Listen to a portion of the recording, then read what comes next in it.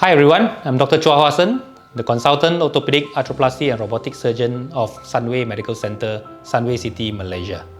Today, we're going to perform a total knee replacement for a 67-year-old gentleman, Mr. Leong, who is diagnosed to have a severe left knee osteoarthritis by using Mako SmartRobotics Mako 2.0 new software. As we can see, this patient actually has tri-compartmental osteoarthritis of the left knee. You can see that the medial compartment here is already bone on bone with osteophyte formation. Lateral compartment, osteophyte, and even the patellofemoral joint is badly involved as well. So this patient actually is definitely indicated for a total knee replacement. You can see that this left leg here has got a bad varus deformity as compared to the right side.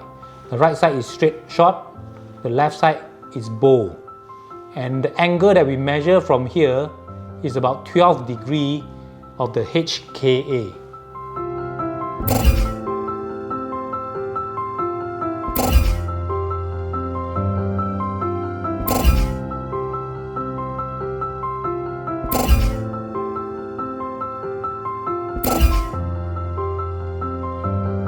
Let's have a look at the condition of this patient 6 weeks after the surgery.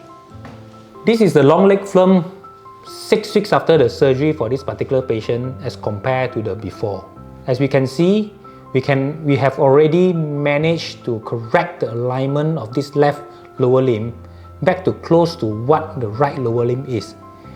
Hence, this patient will be walking more naturally and more at ease.